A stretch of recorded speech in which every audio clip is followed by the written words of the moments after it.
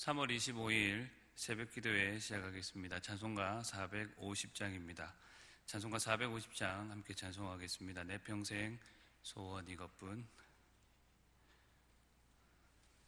내 평생 소원 이것뿐, 주의 일 하다가 이 세상 이별하는 날 주 앞에 가리라.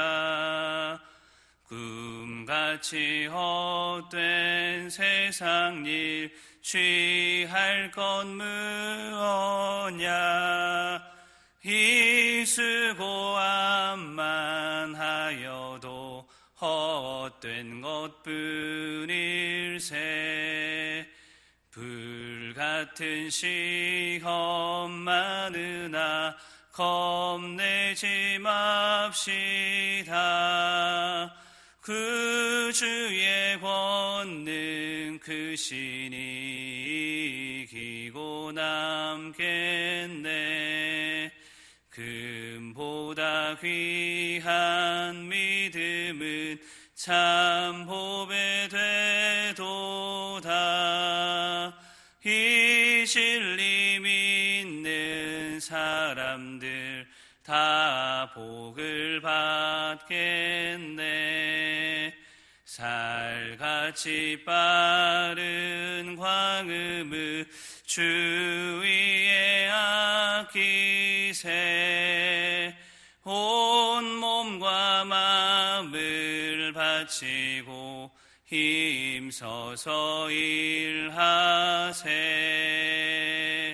아멘. 하나님의 말씀 함께 보겠습니다. 마가복음 10장 17절에서 31절까지 말씀입니다. 마가복음 10장 17절에서 31절 말씀 읽어드리겠습니다. 예수께서 길에 나가실새 한 사람이 달려와서 꿇어 앉아 묻자오되, 선한 선생님이여, 내가 무엇을 하여야 영생을 얻으리이까? 예수께서 이르시되, 내가 어찌하여 나를 선하다 일컫느냐? 하나님 한 분 외에는 선한 이가 없느니라. 내가 계명을 안 하니 살인하지 말라, 간음하지 말라, 도둑질하지 말라, 거짓 증언하지 말라, 속여 빼앗지 말라, 내 부모를 공경하라 하였느니라. 그가 여짜오되, 선생님이여, 이것은 내가 어려서부터 다 지켰나이다. 예수께서 그를 보시고 사랑하사 이르시되, 내게 아직도 한 가지 부족한 것이 있으니 가서 내게 있는 것을 다 팔아 가난한 자들에게 주라. 그리하면 하늘에서 보화가 내게 있으리라. 그리고 와서 나를 따르라 하시니, 그 사람이 재물이 많은 고로 이 말씀으로 인하여 슬픈 기색을 띠고 근심하며 가니라. 예수께서 둘러보시고 제자들에게 이르시되, 재물이 있는 자는 하나님의 나라에 들어가기가 심히 어렵도다 하시니, 제자들이 그 말씀에 놀라는지라. 예수께서 다시 대답하여 이르시되, 얘들아, 하나님 나라에 들어가기가 얼마나 어려운지 낙타가 바늘 귀로 나가는 것이 부자가 하나님의 나라에 들어가는 것보다 쉬우니라 하시니, 제자들이 매우 놀라 서로 말하되, 그런즉 누가 구원을 얻을 수 있는가 하니, 예수께서 그들을 보시며 이르시되, 사람으로는 할 수 없으되 하나님으로는 그렇지 아니하니 하나님으로서는 다 하실 수 있느니라. 베드로가 여자와 이르되, 보소서, 우리가 모든 것을 버리고 주를 따랐나이다. 예수께서 이르시되, 내가 진실로 너희에게 이르노니 나와 복음을 위하여 집이나 형제나 자매나 어머니나 아버지나 자식이나 전토를 벌인 자는 현세에 있어 집과 형제와 자매와 어머니와 자식과 전토를 100배나 받되 박해를 겸하여 받고 내세에 영생을 받지 못할 자가 없느니라. 그러나 먼저 된 자로서 나중되고 나중된 자로서 먼저 될 자가 많으니라. 아멘. 오늘 본문은 크게 두 부분으로 나누어 볼 수 있습니다. 하나는 17절에서 22절까지로 예수님과 어떤 한 사람과의 대화가 소개되어 있고, 다른 하나는 23절에서 31절까지로 이 사람과의 대화를 통하여서 재물에 관한 예수님의 교훈이 언급되어 있습니다. 마가는 이러한 교훈을 통하여서 재물과 제자도가 서로 어떤 관련, 연관이 있는지를 우리에게 가르쳐 줍니다. 오늘은 재물과 제자도에 대해 함께 생각해보고 기도하고자 합니다. 먼저 첫 번째 부분을 함께 살펴보겠습니다. 예수님께서 길을 가고 계시던 중에 한 사람이 달려와 꿇어 앉습니다. 그리고는 예수님께 묻습니다. 내가 무엇을 하여야 영생을 얻으리이까? 22절에서는 이 사람이 재물이 많다고 합니다. 마가는 단지 이 사람이 부자인 것만 알려주지만 같은 내용을 기록하고 있는 마태는 이 사람이 청년임을, 누가는 이 사람이 관리임을 알려줍니다. 그래서 세 복음서의 내용을 종합해 보면 이 사람은 관리이자 부자인 청년임을 알 수 있습니다. 세상의 관점으로 일반적인 시각, 인간적인 시선에서 볼 때에 아무런 부족함이 없어 보이는 이 청년이 급하게 그리고 간절한 마음으로 거기다가 존경을 표시하면서 예수님을 찾아온 것을 보면, 그리고 그가 예수님께 던진 질문을 보면 돈이 많다고, 권세와 명예가 많다고, 젊다고 다 만족하며 사는 것은 아니라는 것을 알 수 있습니다. 더군다나 이 사람은 자신이 가진 부유함과 젊음으로 방탕하게 살지 않았습니다. 어린 시절부터 의롭게 살고자 하는 종교적인 열심 또한 이 청년에게 있었습니다. 그럼에도 그는 한 가지, 영생, 곧 영혼의 문제에 대해서는 부족함이 있었던 것입니다. 그가 가진 그 어떤 것으로도 해결할 수 없는 영혼의 문제가 그에게 있었고, 이를 위해서 예수님께 찾아온 것입니다. 예수님께 많은 사람들이 찾아왔습니다. 그들은 각자의 목적을 가지고 있었습니다. 어떤 사람들은 예수님이 왕노릇 하실 그 나라에서 출세할 목적으로 예수님께 찾아와 예수님을 따라다녔습니다. 또 어떤 사람들은 단순한 종교적인 호기심 때문에 예수님이 얼마나 대단한지 보기 위해 찾아오기도 했습니다. 또 어떤 사람들은 먹을 것이나 질병으로 인해 찾아오기도 했습니다. 또 어떤 사람들은 예수님을 올무에 빠뜨리려고 교묘하게 접근하기도 했습니다. 그러나 관리이자 부자인 이 청년은 진지하게 영원한 생명에 대한 문제를 가지고, 영생의 문제를 가지고 예수님께 찾아온 것입니다. 이러한 청년을 예수님께서는 사랑하셨다라고 21절에서 기록하고 있습니다. 이처럼 예수님을 찾아온 이 청년의 모습은 우리가 예수님을 찾아가는 이유와 목적이 무엇인지를 생각하게 만듭니다. 사랑하는 성도 여러분, 오늘날에도 많은 사람들이 예수님께 찾아옵니다. 그러나 오늘 이 청년처럼 진지하게 영혼의 문제를 가지고 찾아오는 이들은 많지 않습니다. 더군다나 요즘처럼 바이러스가 창궐하고 한국교회가 비난과 조롱을 받는 이러한 때에 더더욱 많지 않을 것입니다. 예수님 당시와 마찬가지로 그릇된 동기와 다른 목적으로 또한 예수님을 찾아오기도 합니다. 오늘 우리는 이 청년의 모습을 보면서 우리는 어떠한지 생각해 볼 수 있어야 할 것입니다. 내게도 이 청년과 같은 영생에 대해, 영혼의 문제에 대해서 진지한 관심이 있는지 오늘 스스로를 돌아볼 수 있어야 할 것입니다. 코로나19로 인하여서 예배당에 모여서 함께 예배도 기도도 못하는 이와 같은 때에 우리는 각자의 자리에서, 가정에서 자신의 영혼의 문제에 대해 깊이 돌아보며 하나님과의 진지한 만남의 시간을 가질 수 있기를 바랍니다.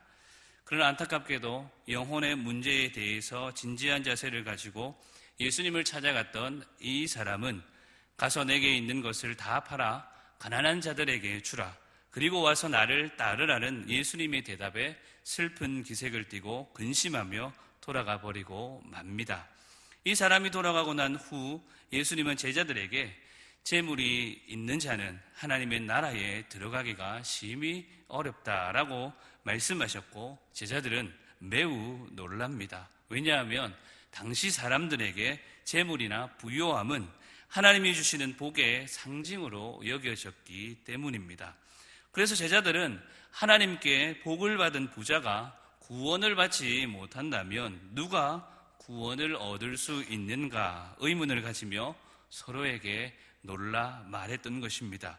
그리고 그때 예수님은 이 사건에 교훈을 가르쳐 주십니다. 구원의 문제, 영생의 문제는 사람으로는 할 수 없으되 하나님으로서는 다 하실 수 있다라는 것입니다. 다시 말해서 이 정도로 하나님을 섬기면 구원받겠지, 혹은 겨우 이 정도로 하나님을 섬겨서는 구원받지 못할 것이다라고 생각하는 제자들, 그리고 오늘 저와 여러분에게 구원은 철저하게 하나님에 의해서 결정되며 이루어지는 것임을 가르쳐 주신 것입니다. 인간이 가지고 있는 그 어떤 능력과 그 어떤 재물로도 결코 구원에 이를 수가 없음을 말씀해 주시는 것입니다. 그런데 이 가르침은 여기서 끝나지 않습니다. 28절에서 베드로는 보소서 우리가 모든 것을 버리고 주를 따랐나이다 라고 말씀합니다. 베드로의 이 말은 앞서 부자 청년에게 주님이 주신 대답에 기초해서 우리 정도면 천국에 갈 자격을 갖추지 않았냐라는 의도를 가지고 한 말입니다. 이것은 방금 구원은 하나님에 의해서 결정되는 것임을 분명히 가르쳐 주셨는데도 여전히 이 정도면 구원받지 않겠냐는 어리석은 생각을 그대로 보여주는 표현입니다.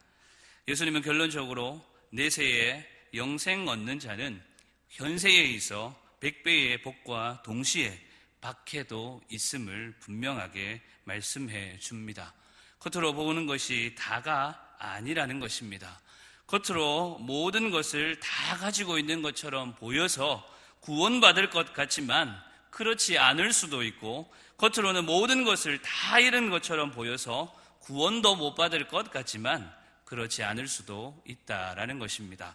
그래서 꼭 부자라고 먼저 된 자라고 해서 먼저 되는 것이 아니라 꼭 가난한 자, 나중된 자라고 해서 나중되는 것도 아니라고 말씀해 주신 것입니다.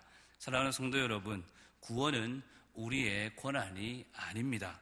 또한 우리의 자격으로 되는 것도 아닙니다. 오직 길이요 생명이요 진리 되신 예수 그리스도 구원의 주님을 믿는 믿음으로만 가능케 된 겁니다. 그리고 그 믿음을 따라 살다 보면 영생에 이르고, 그 믿음을 살다 보면 때로는 박해도 때로는 복도 받는 것입니다. 우리에게 주어진 부요함이 하나님의 나라를 위해서, 복음을 위해서 사용될 때에 그것이 진정한 의미가 있습니다. 그렇지 않다면 예수님을 떠나갔던 이 청년처럼 오히려 복음의 걸림돌이 되기도 한다라는 것을 우리는 결코 잊어서는 안 될 것입니다. 구원은 오직 하나님께 있음을 기억하시고 구원의 길을 열어주신 주 예수 그리스도를 따라서 믿음의 길 걸어가는 저와 여러분들이 될 수 있기를 간절히 소원합니다. 오늘은 본문의 말씀을 통하여서 재물과 제자도에 대해 잠시 생각해 보았습니다. 우리는 어떤 자세와 태도, 그리고 어떤 마음과 목적으로 하나님 앞에 나아갑니까?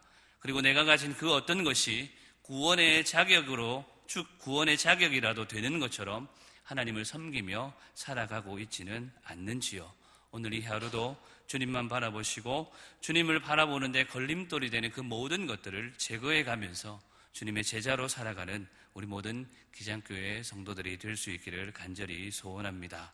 우리 받은 말씀 생각하시면서 이렇게 기도했으면 좋겠습니다.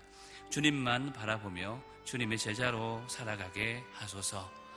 주님의 제자로 살아가는 일에 있어서 그 어떤 걸림돌도 우리의 삶에 제거해가는 진정한 주의 제자로 살아갈 수 있도록 말씀을 생각하시면서 기도하시고, 계속해서 기도하실 때 코로나19 사태로 인하여서 여러 가지 어려움 중에 있지만 속히 이 모든 상황들이 진정이 되어서 함께 모여 예배할 수 있는 하나님의 은혜가 긍휼히 우리 가운데 있을 수 있도록 위해서 기도해 주시고, 세계적인 확산으로 인하여서 어려움 중에 있는 나라와 민족과 사람들이 있습니다. 이들을 하나님께서 굽어 살펴주시고 주님께로 돌아올 수 있는 기회만 되게 해달라고, 지금 일어나는 모든 일들을 위해서도 함께 기도하시고 오늘도 믿음으로 승리하는 우리 모든 성도들 될 수 있기를 간절히 소원합니다. 함께 기도하겠습니다.